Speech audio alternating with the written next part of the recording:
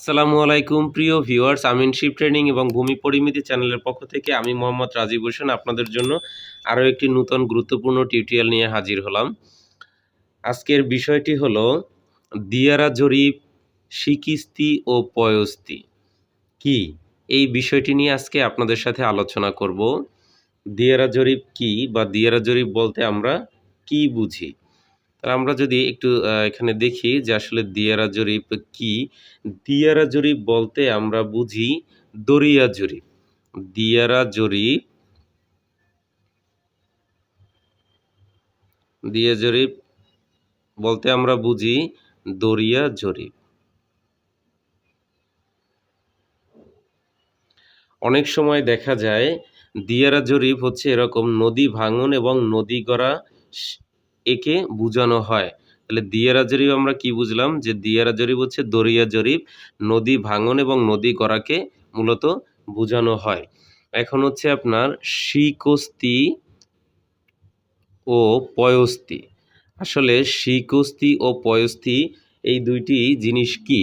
তাহলে শিকস্তি যে শব্দটি আছে, শিকস্তি এবং পয়স্তি এই শব্দটি এটি হচ্ছে ফার্সি এবং হচ্ছে ইরানি ভাষা। ফার্সি এবং ইরানি ভাষা। তাহলে এই দুইটি আমরা জানলাম যে দিয়ারা জরিপের শিকিস্তি ও পয়স্তি এটি হচ্ছে ফার্সি এবং ইরানি ভাষা থেকে এই ভাষা দুটির উৎপত্তি হয়েছে। শিকিস্তি শব্দের অর্থ, তাহলে আমরা এখানে যদি একটু দেখি, শিকস্তি অর্থ, শব্দের অর্থ ভেঙে যাওয়া বা নদী ভাঙন, এবং পয়স্তি শব্দের অর্থ নূতনভাবে চর জাগা। তাহলে শিকিস্তি শব্দের অর্থ ভেঙে যাওয়া এবং নদী ভাঙনের কমলে পড়া, সেই নদী ভাঙনের কবলে পড়া সেই স্থানকেই শিকস্তি বলা হয়। এবং পয়স্তি যেখানে নূতন চর জাগে বা নতুন জমির সৃষ্টি হয়। নদীতে অনেক সময় দেখা যায় যে এপার ভেঙে গেলে অন্য পাড়ে চর জাগে, আর এই নতুন চরকেই আপনার পয়স্তি বলা হয়। তাহলে আমরা জানলাম শিকস্তি অর্থ এবং হচ্ছে পয়স্তি। তাহলে এই দুইটা আমার বিষয় ক্লিয়ার হয়ে গেল, যে শিকস্তি হচ্ছে নদী ভাঙন এবং পয়স্তি হচ্ছে নদীর নতুন জমি সৃষ্টি হওয়া বা চর জাগা। নতুন জমির সৃষ্টি হওয়া, চর জাগা, এটাই হচ্ছে আপনার পয়স্তি। তাহলে আমরা জানলাম শিকিস্তি ও পয়স্তি। তাহলে জমির পরিমাপে এখন হচ্ছে জমির পরিমাপ সিএস জরিপের মাধ্যমে 1888 সালে শুরু হয়, কিন্তু জমির পরিমাপ মূলত কিন্তু সিএস জরিপের মাধ্যমে 1888 সালে জমির প্রথম পরিমাপ শুরু হয়। জমির প্রথম পরিমাপ শুরু হয়, পরিমাপ শুরু হয়। এবং দিয়ারা জরিপ মূলত 1862 সালে শুরু হয়, আর এই সমস্ত জরিপ করার জন্য 1823 সালে আইন প্রস্তুত করা হয়। তাহলে দিয়ারা জরিপের সময়কাল, দিয়ারা জরিপের সময়কাল 1862 সালে শুরু হয় এবং 1823 সালে আইন প্রস্তুত করা হয়েছিল। 1823 সালে আইন প্রস্তুত করা হয়।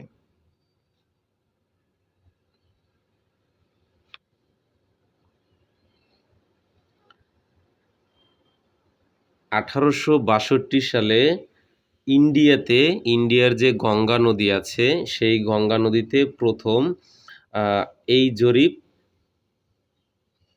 পরিচালনা করা হয় 1862 সালে।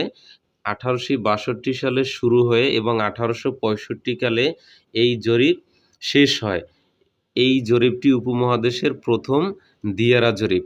তাহলে 1862 সালে গঙ্গা নদীতে গঙ্গা নদীতে শুরু হয় 1865 সালে শেষ হয়। তাহলে ভারতীয় উপমহাদেশের এইটি হচ্ছে প্রথম দিয়ারা জরিপ। পরবর্তীতে এই জরিপের আইনটি অনেকবার সংশোধন করা হয়।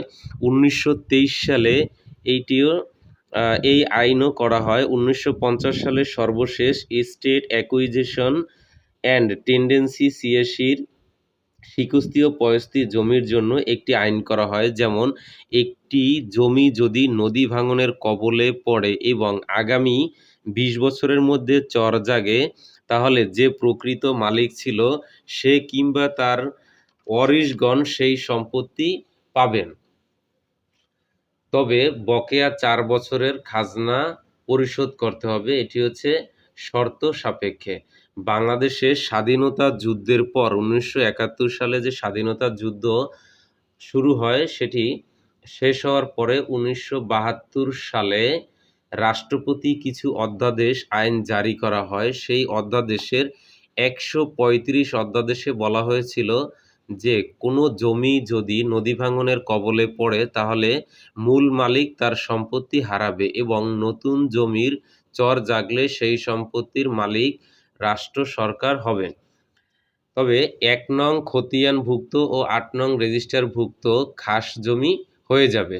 1991 সালে ৩ নং অধ্যাদেশ দ্বারা পূর্বের আইনটি বাতিল করা হয় এবং সেই আইন মাত্র কয়েকদিন বহাল থাকার পরেই 1991 সালের 25 অধ্যাদেশ নং জারি করে পূর্বের অবস্থায় ফিরিয়ে নেওয়া হয়।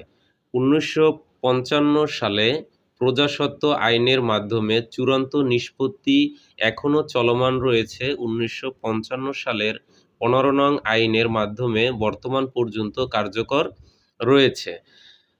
যে সকল অঞ্চলে নদী ভাঙনের কবলে পড়েছে এবং যাদের জমি নদী ভাঙনে পড়েছে তারা সেই জমির মালিকানা হারাবেন। তবে একজন ব্যক্তি যদি জমির মালিকানা হারিয়ে ফেলে সেক্ষেত্রে ওই ব্যক্তি কী পদক্ষেপ নেবেন পরবর্তী সময়ে বর্তমান নিয়ম অনুযায়ী যদি কোনো জমি নদী ভাঙনের কবলে পড়ে তাকে বলা হয় শিকস্তি।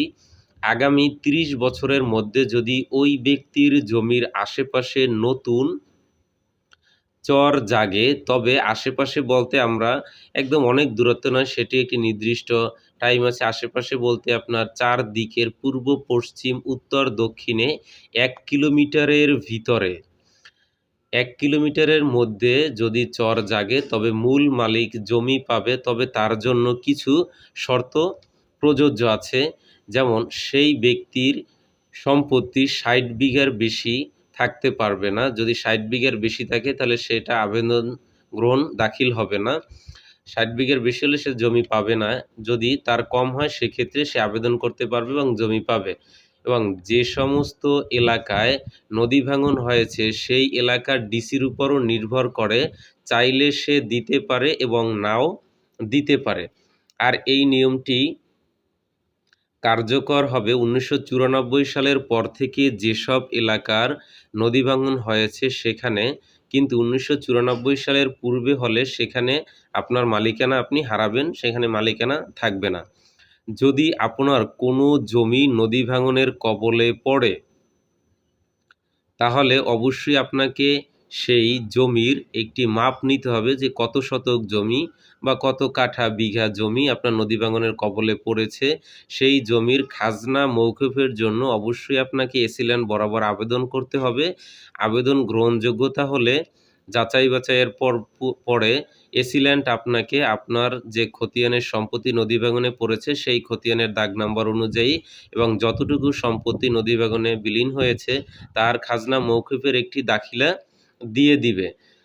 এটি আপনি সংরক্ষণ করে রাখবেন, কারণ যদি আগামী 30 বছরের মধ্যে আপনার জমির আশেপাশে 1 কিলোমিটারের মধ্যে যদি চর জাগে তখন দলিল যদি আপনার নাও থাকে হারিয়ে যায়, সেক্ষেত্রেও আপনি এই দাখিলা মূলে জমি পাবেন। বর্তমানে বাংলাদেশের 4টি জেলায় এই দিয়ারা জরিপের যে স্থায়ী ক্যাম্প রয়েছে বর্তমানে বাংলাদেশের ৪টি জেলায় রয়েছে, তার ভিতরে হচ্ছে বরিশাল, রাজশাহী, নরসিংদী এবং চট্টগ্রামে। আর বাকি জেলায় অস্থায়ীভাবে ক্যাম্প রয়েছে এই জরিপ তৈরি করার জন্য। অনেক জায়গাতে দিয়ারা জরিপ, দিয়ারা খতিয়ান ছাড়া জমি রেজিস্ট্রেশন কিংবা জমি খারিজ করা যায় না। এরকম সমস্যায় যদি কেউ পড়ে থাকেন তাহলে অবশ্যই আপনারা ডিসি অফিস থেকে যেকোনো জমির দলিল বা খতিয়ান যেভাবে ৳২০ কোর্ট ফি দিয়ে সংগ্রহ করেন, ঠিক একইভাবে যে জমি আপনার নদীগর্ভে বিলীন হয়ে গিয়েছে সিকিস্তি বা সিকিস্তির জমিগুলো এবং পয়স্তির জমি পাওয়ার জন্য আপনাকে যদি কাগজ প্রয়োজন হয়, সেক্ষেত্রে আপনি ডিসি অফিসে ৳২০ কোর্ট ফি দিয়ে দিয়ারা খতিয়ান সংগ্রহ করতে পারবেন। আজকের ভিডিও থেকে অবশ্যই যদি আপনারা কিছু বুঝে থাকেন তাহলে আ অনেক ভালো এবং সুবিধা আপনাদের জন্য হবে এই ভিডিওর মাধ্যমে। আমরা আরো উৎসাহিত হব এরকম ভিডিও করার জন্য।